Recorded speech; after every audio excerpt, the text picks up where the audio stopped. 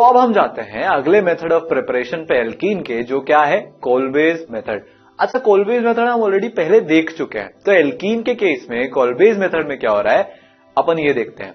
होता क्या है कि आप पोटेशियम या सोडियम सॉल्ट लेते हो, किसका, सैचुरेटेड डाई कार्बोक्सिलिक एसिड का, जिससे कि आपको क्या मिलता है, एल्कीन मिलता है।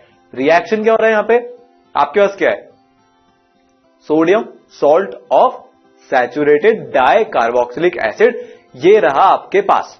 अब आप कराओगे क्या, अब आप इसका इलेक्ट्रोलिसिस कराओगे। हम प्रिपरेशन ऑफ एल्केन में ये ऑलरेडी देख चुके हैं। होता क्या है यहां पे, होगा ये क्या प्रोडक्ट बनेगा, एल्कीन और CO2 रिलीज होगी, कहां पे, एनोड पे। और क्या रिलीज होगा, कैथोड पे होगा NaOH और H2, ये कैथोड पे रिएक्शन हुआ। तो हम एक काम करते हैं कि हम इसका जो बिल्डअप है, इसको जो हमको समझना है, हम एल्केन में जो हमारी अंडरस्टैंडिंग थी उसका रिकैप कर लेते हैं। हमको समझ में आ जाएगा कि एल्कीन कैसे बन रही है यहां पे कोलबेज इलेक्ट्रोलिसिस मेथड को यूज करके। तो देखो रिकैप करते हैं थोड़ा सा। हमने क्या देखा था एल्केन के केस में कि आप 2 मोल्स ऑफ RCONA लो, उसको आप इलेक्ट्रोलिसिस कराओ। उस इलेक्ट्रोलिसिस के बाद एनोड पे क्या होगा, RR बनेगा, 2CO2 बनेगा, 2NaOH बनेगा और H2 बनेगा। ठीक है, तो ये सारे प्रोडक्ट्स बन रहे हैं। एनोड पे क्या बना, RR और CO2, कैथोड पे क्या बना, NaOH और H2। अच्छा, तो इसका पूरा हमको मैकेनिज्म आता है, हमने ये देखा है। प्रोडक्ट कैसे बनाया था हमने, इसकी जो हमने शॉर्ट ट्रिक यूज करी थी वो देखते हैं। आप क्या करो कि इस रिएक्शन को, इसके जो रिएक्टेंट्स हैं उनको 4 डब्बे में तोड़ लो, तोड़ लिया, और R का CO2 के साथ बॉन्ड तोड़ के R और R को जोड़ो, तो RR बनेगा, CO2 बनेगा, 2NaOH बनेगा और H2 बनेगा। तो जो 4 डब्बे में जो 4 स्पीशीज थी, हमने उनके बीच के बॉन्ड को जोड़ा। RCOONA था, तो हमने क्या किया, R और COONA के बीच के बॉन्ड को तोड़ा और R के बीच के बॉन्ड को जोड़ा। तो पुरानी सिचुएशन से हमने ऐसे बॉन्ड बनाए और RR हमारा बना था, क्या बना था, ये एल्केन हमारा बना था। अब कंडीशन क्या है, कंडीशन थोड़ी सी बदली है यहां पे। देखो टोटल मिला के 4 डब्बे हैं, इस वाले डब्बे को छोड़ के तीनों डब्बे में कंडीशन एकदम सिमिलर है। बस यहां पे जो R और R है उसके बीच में ऑलरेडी एक बॉन्ड है, उससे हमको परेशान नहीं होना। हमको कोलबेज मेथड को ध्यान में रखना है, प्रोडक्ट फॉर्मेशन के मेथड को ध्यान में रखना है। होगा क्या, R और COONA के बीच के बॉन्ड को तोड़ो और बॉन्ड किसके बीच में बनाओ, एक और जो सामने नीचे R पड़ा हुआ है उसके साथ एक बॉन्ड और बना दो। तो होगा क्या, प्रोडक्ट बन जाएगा ये, क्या बना, R डबल बॉन्ड R और CO2 और NaOH और H2। तो रिएक्शन क्या हुआ, हमने कुछ नहीं किया, देखो CH2COONA CH2COONA, ये मेरा रिएक्टेंट है, ये मेरा रिएक्टेंट मॉलिक्यूल है। इसमें से हमने क्या किया, कोलबेज इलेक्ट्रोलिसिस मेथड में इस 2 CO2 को, 2 मोल्स ऑफ CO2 को बाहर हटाया और CH2 डबल बॉन्ड CH2 बनाया। तो ये क्या बन गई, एल्कीन बन गई। और 2 मोल्स ऑफ CO2 ये कहां पे हो रहा होगा, एनोड पे हो रहा होगा। ये सब हमारे लिए रिकैप ही है, हम ऑलरेडी एल्केन में अच्छे से कोलबे को समझ चुके हैं। ठीक है, और कैथोड की रिएक्शन क्या होगी, वहां पे NaOH और H2 बन रहा होगा। ठीक है, 2 मोल्स ऑफ NaOH बन रहा होगा और H2 बन रहा होगा। बहुत बढ़िया साहब, आगे चलते हैं। तो ये तो कोलबे हुआ, इसका एग्जाम्पल कुछ करते हैं ताकि प्रैक्टिस हो जाए। अब आपको ट्रिक तो पता ही है कि COONA को हटाओ और डबल बॉन्ड बनाओ। तो एक काम करो, इसका प्रोडक्ट बनाओ।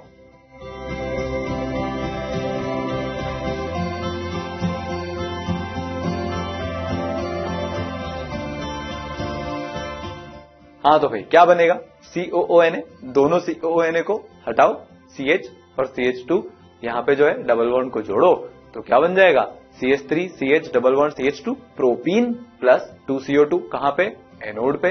कैथोड पे तो आपको पता ही है क्या बनेगा, NaOH और H2 बनेगा, कहां पे, कैथोड पे। ठीक है भाई, बहुत बढ़िया, आगे चलते हैं। और क्या, ये वाला है, इसको भी आप सॉल्व कर लो।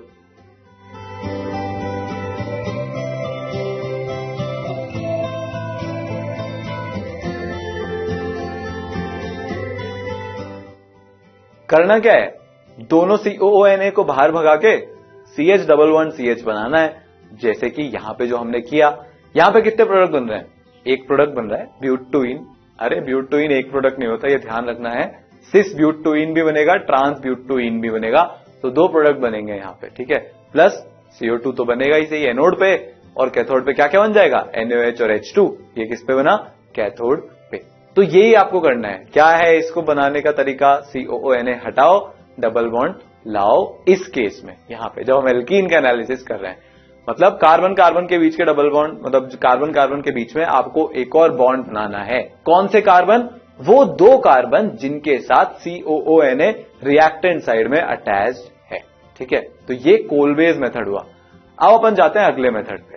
अगला मेथड क्या है, अगला मेथड भी वो है जो हम ऑलरेडी देख चुके हैं, हाइड्रोजनेशन ऑफ एल्काइन। देखो एल्केन बनाने के लिए हमने एल्कीन और एल्काइन दोनों यूज किए थे। अब एल्कीन बनाने के लिए आप सिर्फ एल्काइन यूज कर सकते हो। क्यों, क्योंकि मैं एल्काइन में ट्रिपल बॉन्ड में H2 जोड़ूंगा तो डबल बॉन्ड में कन्वर्ट होगा, ठीक है। तो देखते हैं, ये किया मैंने, मान लो मैंने अपना वही कैटलिस्ट यूज किया और H2 यूज किया, H2PD। यहां पे जो प्रोडक्ट बनेगा वो प्रोडक्ट आपको एक्चुअली में नहीं चाहिए है। हमने क्या देखा था कि अगर हमने पैलेडियम या प्लैटिनम या राने निकल यूज किया और उसके ऊपर हाइड्रोजन को छोड़ दिया, हाइड्रोजन के साथ रिएक्शन करवा दी एल्कीन या एल्काइन की, तो पूरी अच्छी तरीके से यहां पे हाइड्रोजनेशन हो जाएगा और एल्केन एज अ प्रोडक्ट मिलेगा। हमने यहां पे किया क्या, हमने यहां पे एल्काइन लिया, कैटलिस्ट H2PD लिया, रिएक्टेंट क्या बन, रिएक्टेंट से प्रोडक्ट क्या बन गया, प्रोडक्ट बन गया एल्केन। हमको एल्केन बनाना है क्या, नहीं, हमको क्या बनाना है, एल्कीन। इसका मतलब हम चाहते क्या है, हम चाहते ये हैं कि हाइड्रोजनेशन सिर्फ एक बार हो, एक से ज्यादा बार ना हो। तो आप सोचो इसमें आप कर क्या सकते हो, आपको कुछ ऐसा जुगाड़ करना है, आपको कोई ऐसा तरीका निकालना है कि एल्काइन से एल्कीन तो बन जाए, पर एल्कीन बनने के बाद रिएक्शन वहीं खत्म हो जाए, ठीक है। तो अब दिमाग लगाते हैं अपन कि इसमें कर क्या सकते हैं। इसको करने का तरीका यह होता है कि आप कैटलिस्ट को पॉइजन कर दो। ये क्या मतलब हुआ, देखते हैं। तो इसका करने का तरीका क्या हुआ कि आप कैटालिटिक हाइड्रोजनेशन तो कराओ एल्काइन का, पर एक पॉइजन कैटलिस्ट की प्रेजेंस में कराओ। अब अपने को ये देखना है कि पॉइजन कैटलिस्ट में ऐसी क्या खास बात है। तो देखो पॉइजन कैटलिस्ट जो है वो पार्शियल रिडक्शन करते हैं एल्काइन का, ठीक है। पॉइजन कैटलिस्ट क्या करता है, पार्शियल रिडक्शन करता है एल्काइन का। अभी इसका मैकेनिज्म देखेंगे, पहले ये देख लेते हैं कि पॉइजन कैटलिस्ट क्या करता है और कौन कौन से पॉइजन कैटलिस्ट हम यूज करते हैं, ठीक है। इसमें क्या होता है, और जब हम पार्शियल रिडक्शन कराते हैं एल्काइन का तो दो केस बनते हैं। पहला केस सिन एडिशन हो, सेम साइड से हाइड्रोजन आके जुड़े तो क्या बन जाएगा, सिस एल्कीन बन जाएगा, ठीक है। ये पहला तरीका। दूसरा तरीका क्या होता है कि हाइड्रोजन अपोजिट साइड से आके जुड़े तो क्या बन जाएगा, ट्रांस बन जाएगा। तो सबसे पहले अपन ये फोकस करते हैं कि सिस एल्कीन बनाने के लिए हम कौन सा पॉइजन कैटलिस्ट ले रहे हैं और वो पॉइजन कैटलिस्ट करता क्या है, ठीक है। तो 3 पॉइजन कैटलिस्ट यूज करते हैं। लिंडलार्स कैटलिस्ट, इसमें अपन क्या करते हैं, H2PD तो अपना है ही, पर इसको पॉइजन कर देते हैं CaCO3 के साथ, ठीक है। तो ये पहला पॉइजन कैटलिस्ट हुआ जो कि एल्काइन से कैटालिटिक हाइड्रोजनेशन करके एल्कीन बना सकता है, ठीक है।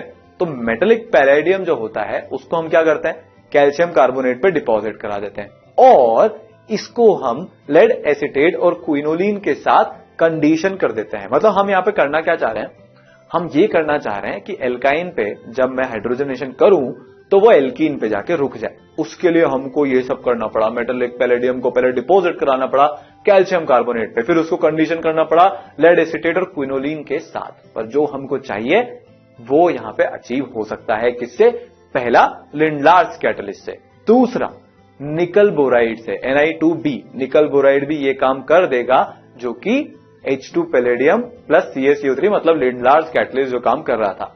तीसरा भी कैटलिस्ट होता है, वो क्या होता है, रोजनमंड रिएजेंट होता है। रोजनमंड रिएजेंट में आप क्या करते हो कि CaCO3 ना लेके BaSO4 लेते हो, बेरियम सल्फेट का यूज करते हो आप। तो कौन से 3 कैटलिस्ट हुए, लिंडलार्स, ठीक है, पहला, दूसरा निकल बोराइड और तीसरा रोजनमंड रिएजेंट। ये तीनों कैटलिस्ट बहुत इंपॉर्टेंट है।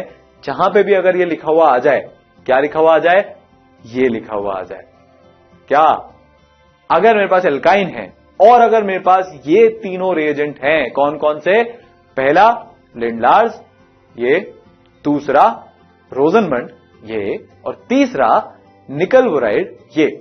अगर ये तीनों हैं तो फिर इसमें एल्केन नहीं बनेगा, रिएक्शन एल्कीन पे जाके ही स्टॉप हो जाएगी। और ये वाली भी जो एल्कीन बनी है, ये कौन सी एल्कीन बनेगी? सिस एल्कीन बनेगी। दो पॉसिबिलिटीज अराइज हो सकती हैं, या तो सिस बन जाए या ट्रांस बन जाए। पर लिंडलार्स में, निकल बोराइड में और रोजनमंड में कौन सी वाली एल्कीन बनेगी? सिस एल्कीन बनेगी। तो ये तो हमने प्रोडक्ट बनाना सीखा कि अगर लिंडलार्स या रोजनमंड या निकल बोराइड यूज करूंगा तो सिस एल्कीन बनेगी। पर ऐसा क्यों हो रहा है? क्या मैकेनिज्म है कि एल्केन तक रिएक्शन ना जाके एल्कीन पे रुक रही है? अब वो देखते हैं, स्टेप बाय स्टेप इसको समझने की कोशिश करते हैं। ठीक है, तो इसका मैकेनिज्म देखते हैं। स्टेप 1 देखते हैं। पहला स्टेप क्या बोलता है? पहला स्टेप तो वही है जो हमने एल्कीन से एल्केन बनाते टाइम देखा था। क्या है पहला स्टेप? कि जो रिएक्टेंट एल्काइन मॉलिक्यूल्स हैं और जो हाइड्रोजन मॉलिक्यूल हैं, स्टेप 1 क्या होगा? एडसॉर्प्शन होगा। मेटल के सरफेस पे एल्काइन और हाइड्रोजन दोनों के दोनों एडसॉर्ब हो जाएंगे। इसको क्या बोलते हैं? केमिकल एडसॉर्प्शन हो रहा है, इसलिए केमीजॉर्प्शन। तो सिचुएशन देखते हैं। मेटल का मेरा सरफेस, इस मेटल के सरफेस पे एल्काइन और H2 दोनों आके बैठ गए। कौन कौन आके बैठ गए? एल्काइन और H2 आके बैठ गए। मेटल का सरफेस क्या करेगा? एडसॉर्प्शन कर लेगा। तो करा दें एडसॉर्प्शन। ये हो गया मेरा एडसॉर्प्शन। यहां पे देखो, अब जो है H2 के बीच का जो बॉन्ड था टूट गया है। हाइड्रोजन मेटल पे एडसॉर्ब हो गया है, दूसरा हाइड्रोजन भी मेटल पे एडसॉर्ब हो गया है।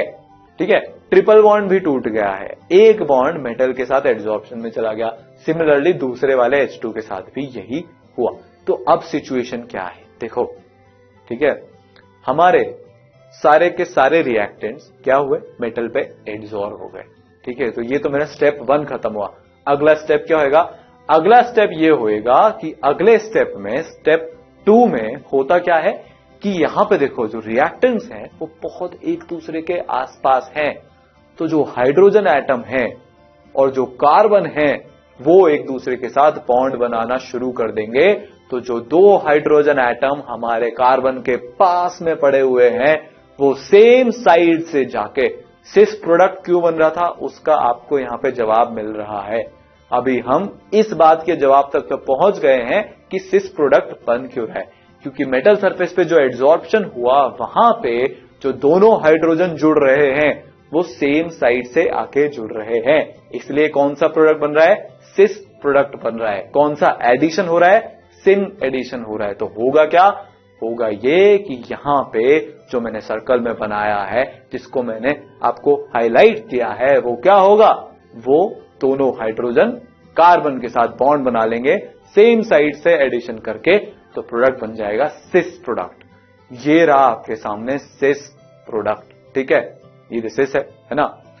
अब देखो, तो आपको एक बात दिख रही है कि जो हमारा सिस प्रोडक्ट बना, अब वो तो मेटल के साथ जुड़ा हुआ ही नहीं है। तो होगा क्या? होगा स्टेप नंबर 3। स्टेप नंबर 3 क्या बोलता है कि जो प्रोडक्ट एल्कीन है अब वो तो उड़ जाएगा ना, मेटल ने अब उसको पकड़ ही नहीं रखा, बॉन्ड बना हुआ ही नहीं है, तो क्या होगा? उड़ गया। ठीक है, तो डिसॉर्प्शन हो जाएगा, तो ये उड़ जाएगा। तो स्टेप 3 क्या हुआ? डिसॉर्प्शन। पहला क्या था? एडसॉर्प्शन। दूसरा क्या था? कार्बन हाइड्रोजन के बीच का बॉन्ड बनना सेम साइड से, सिस प्रोडक्ट का बनना। तीसरा क्या था? एल्कीन अब फ्री है जो बना, तो वो उड़ गया। अब मेन स्टेप आएगा। ये जो एल्कीन है इसको अगर वापस से रिएक्ट करना है तो वापस से क्या होगा? मेटल सरफेस पे आके एडसॉर्प्शन कराना पड़ेगा।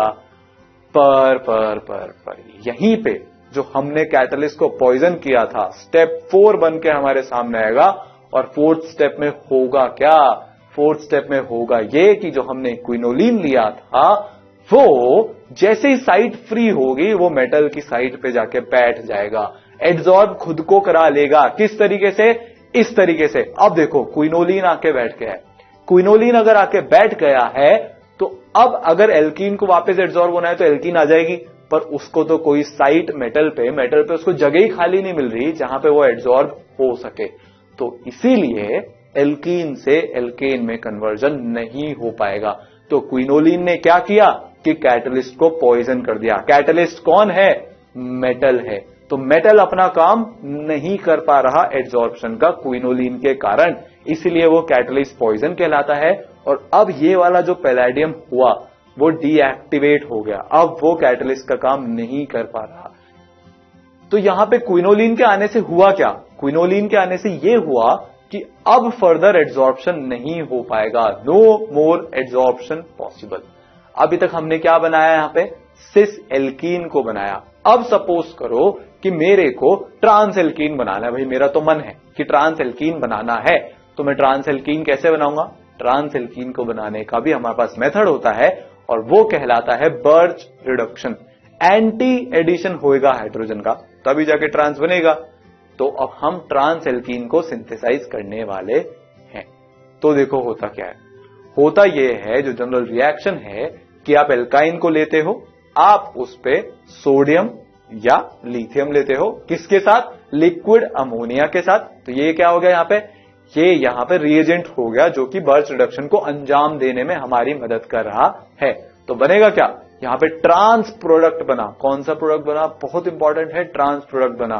सिस प्रोडक्ट हमने 3 कैटलिस्ट के साथ ऑलरेडी करा लिया, पर ट्रांस बनाना है तो सोडियम या लिथियम मेटल लेना पड़ेगा, किसके साथ? लिक्विड NH3 के साथ। तो क्या होगा? बर्च रिडक्शन होगा जो कि हमको ट्रांस एल्कीन देगा। तो देखो हमने ये तो सीख लिया कि बर्च रिडक्शन करा के ट्रांस एल्कीन बना सकते हैं, पर ये पॉसिबल कैसे हो रहा है? बर्च रिडक्शन में ऐसा क्या है कि सिस की जगह ट्रांस एल्कीन बन रही है? तो चलो इसको समझते हैं। अच्छा, हमने रिएजेंट्स क्या क्या लिए? Sodium plus liquid NH3। Metal है किसी रिएक्शन में, मेटल करता क्या है? मेटल का क्या काम है? मेटल की इच्छा क्या है? देखो केमिस्ट्री में समझने के लिए पहले आपको एक एक एलिमेंट की इच्छा को जानना पड़ेगा कि वो चाहते क्या है, उनका नेचर क्या है, स्वभाव क्या है। तो मेटल क्या करता है? इलेक्ट्रॉन देता है। तो वो अब क्या करेगा? मेटल जो है, जो सोडियम है, इलेक्ट्रॉन दे देगा। और ये इलेक्ट्रॉन कहां पे है? लिक्विड NH3 के अंदर है। मतलब ये इलेक्ट्रॉन सॉल्वेटेड है, पूरे जो लिक्विड मीडियम है उसमें इधर से उधर घूम सकता है। अच्छा, जो हमारी एल्काइन है क्या वो भी इस लिक्विड मीडियम में पड़ी है? बिल्कुल पड़ी है। तो सिचुएशन क्या बन रही है? ये जो एल्काइन है ये लिक्विड मीडियम में, जो इलेक्ट्रॉन है वो लिक्विड मीडियम में। तो इलेक्ट्रॉन क्या करेगा? एल्काइन से जाके भिड़ेगा। तो यहां पे क्या होगी? भिड़ंत होगी। ठीक है, तो ये जो इलेक्ट्रॉन है जो कि सोडियम मेटल से आया है वो एल्काइन पे जाके भिड़ेगा। अब यहां पे एक बड़ी अजीब सी सिचुएशन क्रिएट होने वाली है। इलेक्ट्रॉन किसी एक कार्बन के पास जाएगा। अब अगर वो कार्बन के पास जाएगा तो जो कार्बन कार्बन के बीच में ट्रिपल बॉन्ड है उसमें बॉन्ड टूटेगा। अब मेरे को ये बताओ कि जब बॉन्ड टूटेगा, एक बॉन्ड टूटेगा, तो जो कार्बन और कार्बन है दोनों की इलेक्ट्रोनेगेटिविटी सेम है। तो यहां पे हीट्रोलिटिक फिजन होगा कि होमोलिटिक फिजन होगा? पहले आप ये सोचो, फिर हम आगे बढ़ेंगे।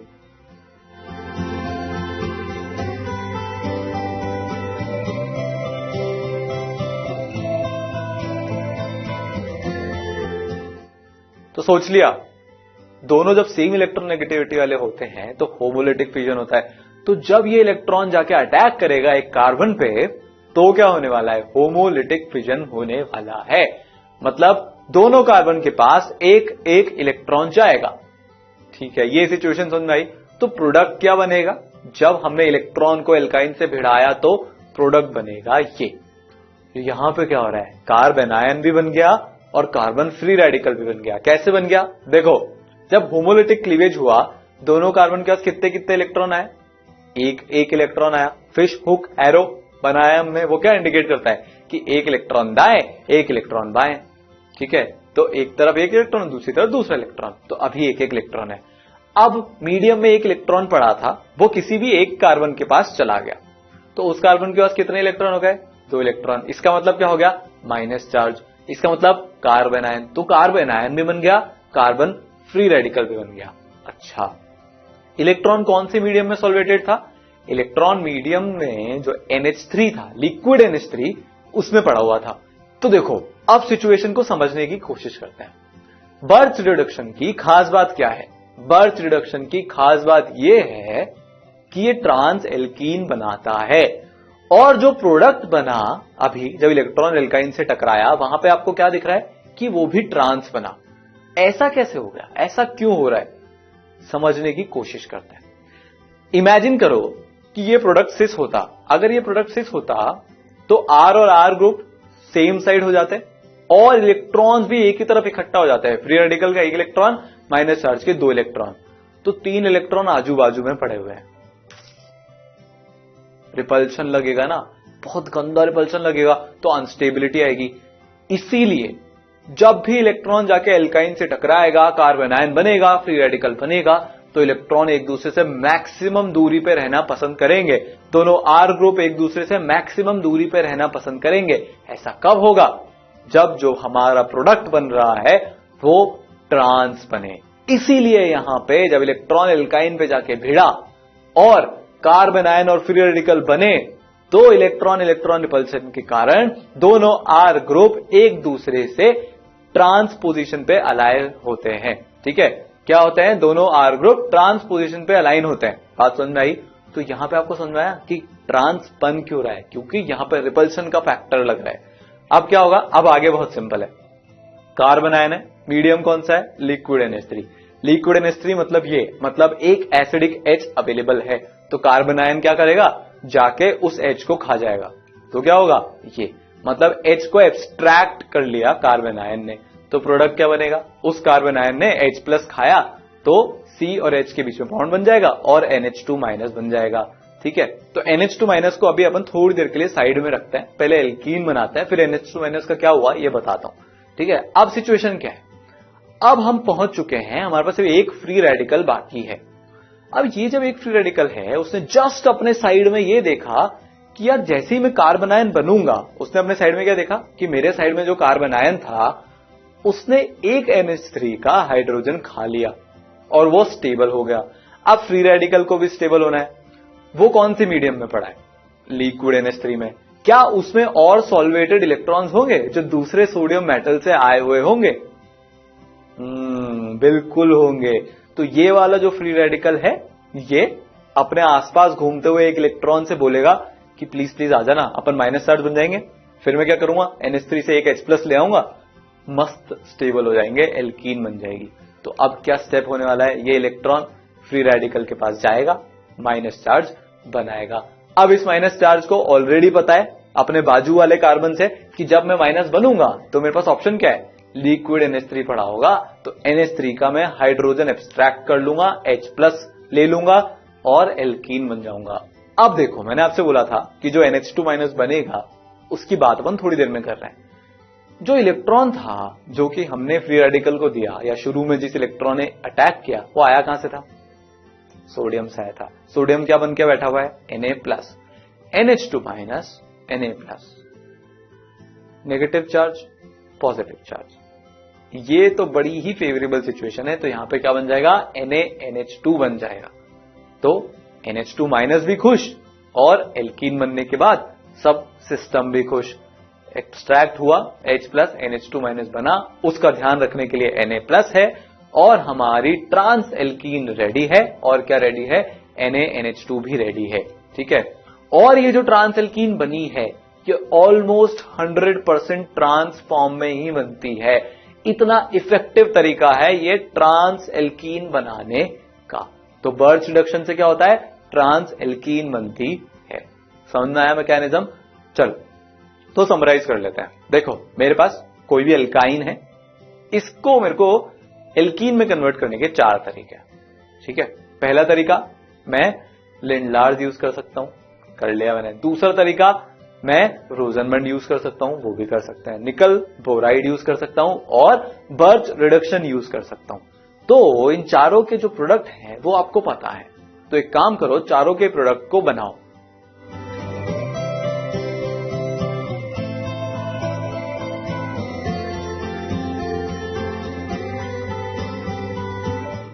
तो जो शुरू के 3 हैं वो कौन सी तरह से करते हैं, वो सिन एडिशन करते हैं, सेम साइड से हाइड्रोजन अटैच होता है। तो कौन सी एल्कीन बनती है, सिस एल्कीन बनती है। क्या बन गया, सिस एल्कीन बन गई। और जो बर्च रिडक्शन है वो क्या करता है, ट्रांस एल्कीन बनाता है। तो ये कौन सी एल्कीन बन गई? ट्रांस एल्कीन बन गई। तो चलो एक सवाल करते हैं। सवाल मेरे से ये बोल रहा है कि जो ए बी सी बनेंगे उनमें से जीआई कौन कौन से हैं, तो सॉल्व करो।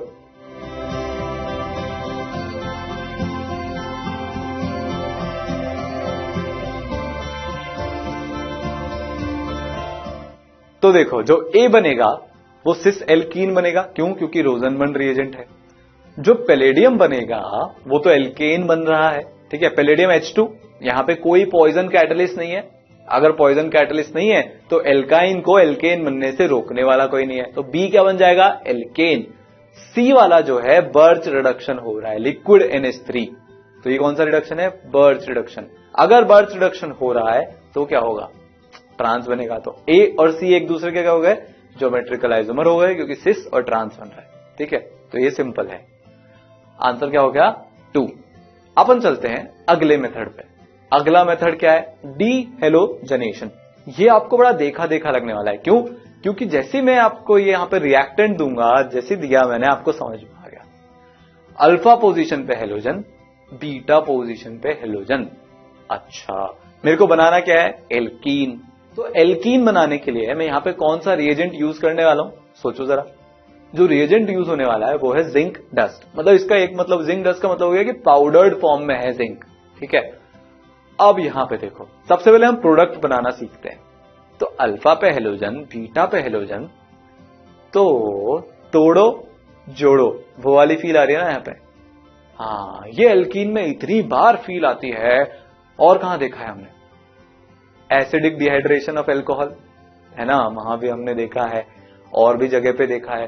तो यहां पे होगा क्या? दोनों X को हटाओ और कार्बन कार्बन के बीच में डबल बॉन्ड बनाओ, प्रोडक्ट आपका रेडी हो गया। तो क्या बन जाएगा? ZnX2 और एल्कीन। यहां पे कौन सी एल्कीन बन रही है? अल्फा बीटा एलिमिनेशन होने के बाद प्रोपीन यहां पे बनेगी। तो प्रोपीन प्लस ZnX2।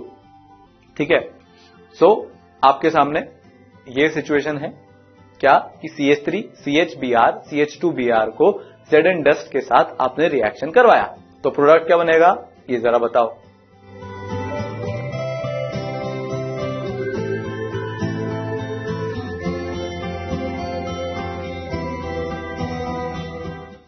तो यहां पे आपको क्या करना है?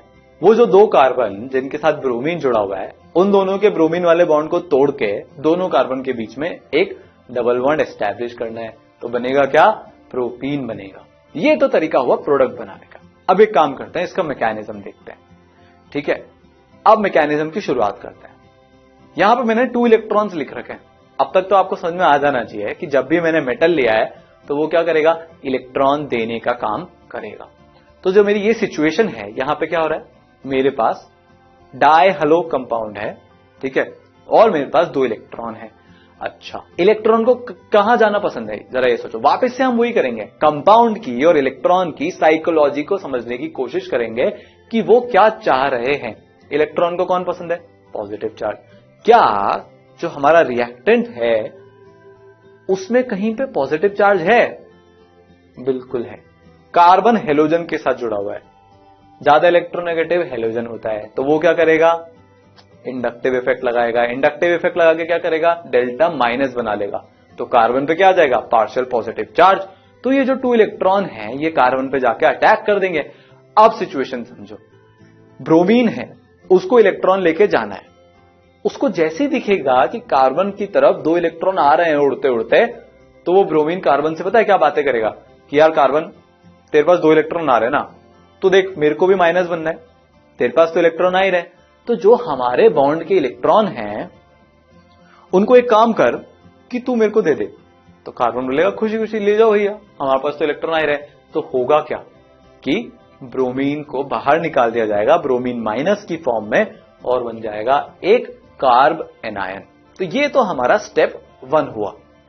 अब Br माइनस को भूल जाते हैं। Br माइनस का ध्यान रखने के लिए ऑलरेडी जिंक 2 इलेक्ट्रॉन लूज करके बैठा हुआ है। अब हम बात करते हैं हमारे बचे हुए रिएक्टेंट की। मतलब रिएक्टेंट ने एक बार रिएक्शन कर लिया, कार्बन आयन बना लिया। अब इस कार्बन आयन के पास स्टेबल होने के लिए क्या ऑप्शन है ये देखो। तो इस कंपाउंड में आपस में क्या बातें चल रही है अपन ये देखते हैं। तो जो ब्रोमीन है उसको क्या दिख रहा है? कि यार पास वाले कार्बन पे एक माइनस चार्ज है। अब एक कंपाउंड, उसके अंदर हेलोजन और उसी के अंदर कार्बन पे माइनस चार्ज, बहुत नाइंसाफी है ये। इससे बड़ी नाइंसाफी तो हो ही नहीं सकती। तो वो ब्रोमीन पता है कार्बन से क्या बोलेगा, देख भाई कार्बन, माइनस चार्ज तेरे पे ज्यादा स्टेबल कि मेरे पे ज्यादा स्टेबल। कार्बन खुशी खुशी बोलेगा अरे भाई साहब आप पे ज्यादा स्टेबल है, लेके जाओ इस माइनस चार्ज को। तो होगा क्या कि ये माइनस चार्ज इधर से इधर शिफ्ट, और ब्रोमीन कार्बन ब्रोमीन बॉन्ड के दोनों इलेक्ट्रॉन लेके बाहर। तो क्या बन जाएगा कार्बन कार्बन के बीच में, डबल बॉन्ड। और क्या बन गया, 2Br माइनस। 2Br माइनस का ध्यान रखने के लिए Zn2+ है। तो फाइनल प्रोडक्ट्स क्या बन जाएंगे, फाइनल प्रोडक्ट बन जाएंगे प्रोपीन प्लस ZnBr2। तो ये इसका मैकेनिज्म हुआ। तो अगर आप कंपाउंड में अंदर क्या बातें चल रही है इसको समझ पाए तो समझो कि आपका रिएक्शन आपको कराना आ गया। इंपॉर्टेंट बात क्या है कि मेटल इलेक्ट्रॉन देता है। तो कुछ एग्जांपल करते हैं। ये एग्जांपल है, इसका आपको प्रोडक्ट बनाना है, करो।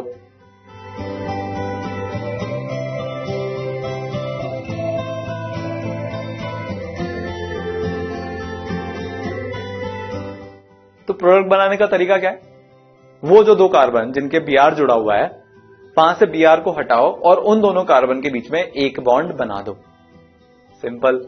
तो क्या हुआ, दोनों Br हटे और उन दो कार्बन जिसपे Br लगा हुआ था वहां पे हमने बॉन्ड बना दिया। प्रोडक्ट बनाने का तरीका बहुत सिंपल आ गया भाई। एक एग्जांपल और करते हैं। ये सिचुएशन है, जिंक डस्ट आपने फिर से लिया है, प्रोडक्ट बनाओ।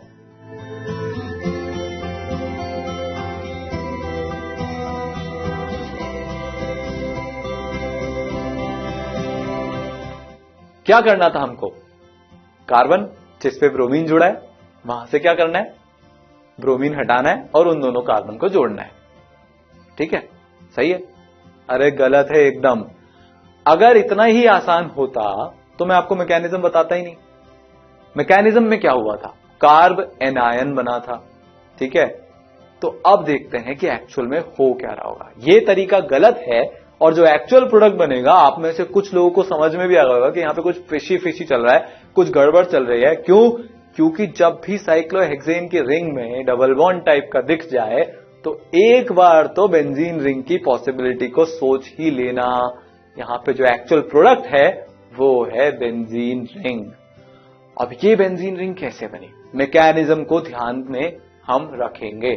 Br इलेक्ट्रॉन आए, कार्बन पे अटैक किया, ब्रोमीन बाहर, बना क्या, माइनस चार्ज। अब ये माइनस चार्ज के पास दो ऑप्शन है, या तो रेजोनेंस कर ले जो बाजू वाला डबल बॉन्ड है उसके साथ, या फिर सामने वाले कार्बन पे जिसपे की ब्रोमीन है उस पे अटैक करके क्या करे, जो हमारा गलत वाला कंपाउंड है वो बना ले।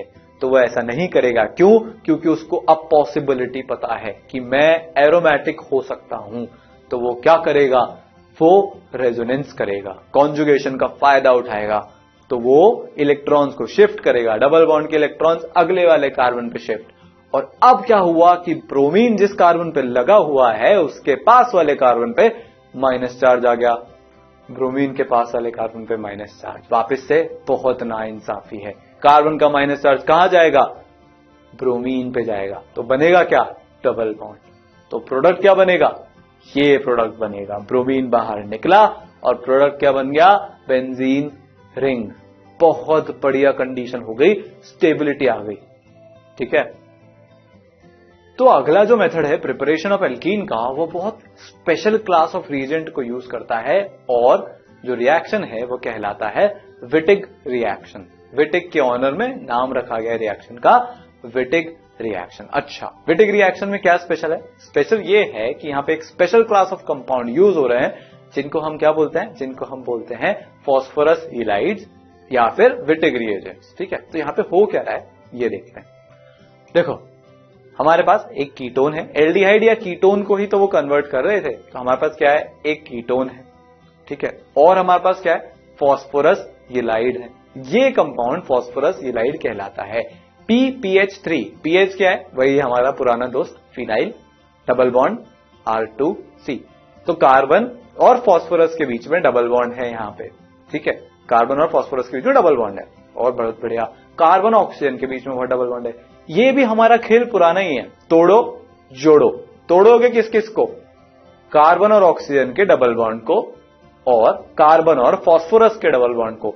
जोड़ोगे किस किस को?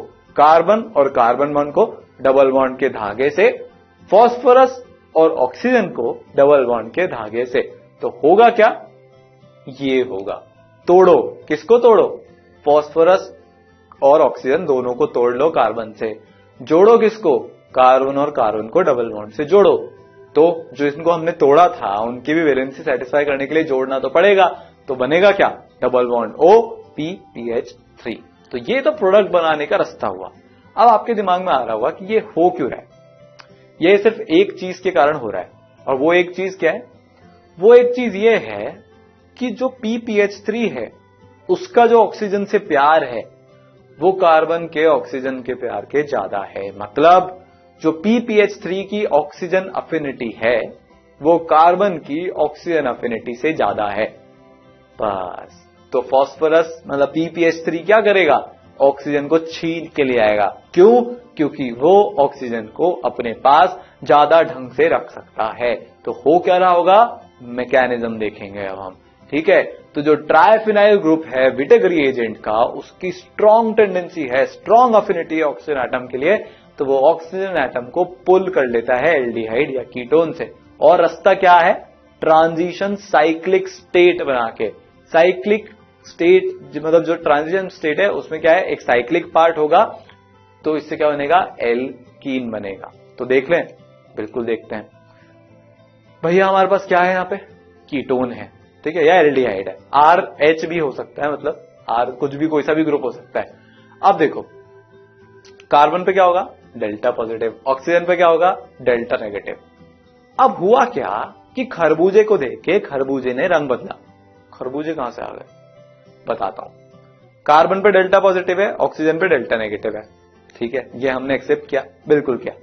अब हुआ क्या कि कार्बन और फास्फोरस विटेग रिएजेंट में इन दोनों के बीच में डबल बॉन्ड था, पर कार्बन के डेल्टा पॉजिटिव को देख के कार्बन और फास्फोरस के बीच का जो डबल बॉन्ड है वो भी पोलराइज हो जाएगा।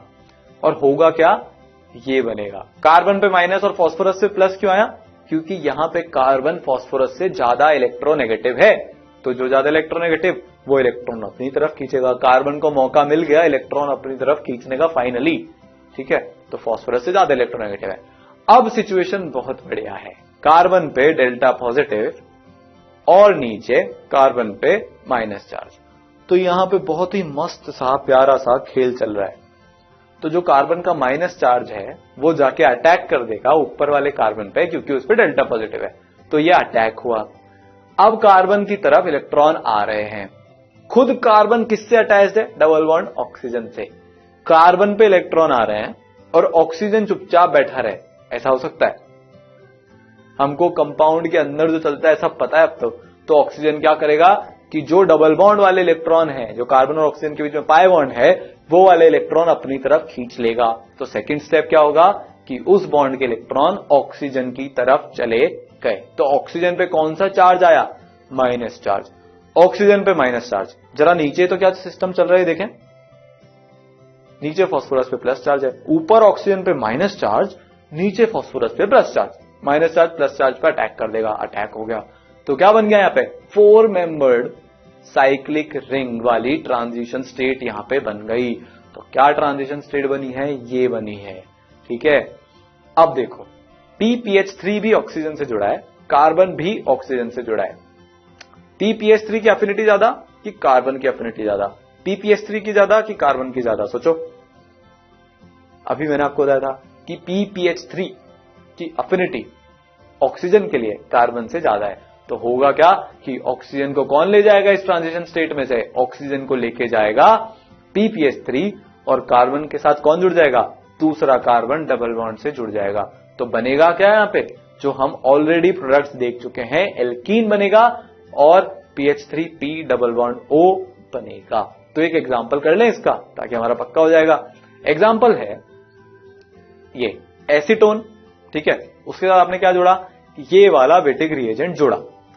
तो आपको यहां पे क्या बनाना है? प्रोडक्ट बनाना है। बनाओ।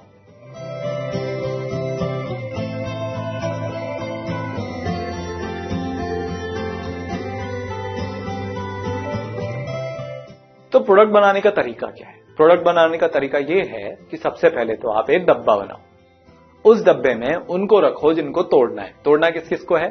पी को और डबल बॉन्ड ओ को, ठीक है। अब एक काम करो, सेकंड स्टेप में इस डब्बे को अलग कर लो, हो गया अलग, ठीक है। अब क्या करना है कि दोनों कार्बन को जोड़ना है आपस में डबल बॉन्ड से, तो दोनों कार्बन को आपस में डबल बॉन्ड से जोड़ो, जोड़ दिया, ठीक है। अब देखो जो डब्बे के अंदर है उन पे भी फोकस कर लो, बनाना एल्कीन है पर सबको स्टेबिलिटी देनी है, तो क्या होगा कि फास्फोरस से डबल बॉन्ड ओ आके जुड़ जाएगा, तो उनको भी जोड़ दो। तो प्रोडक्ट हमारे पास क्या बन गए? दो प्रोडक्ट बन गए, PH3P डबल बॉन्ड O और एल्कीन, ठीक है। बस सिंपल है, तोड़ो जोड़ो खुश रहो।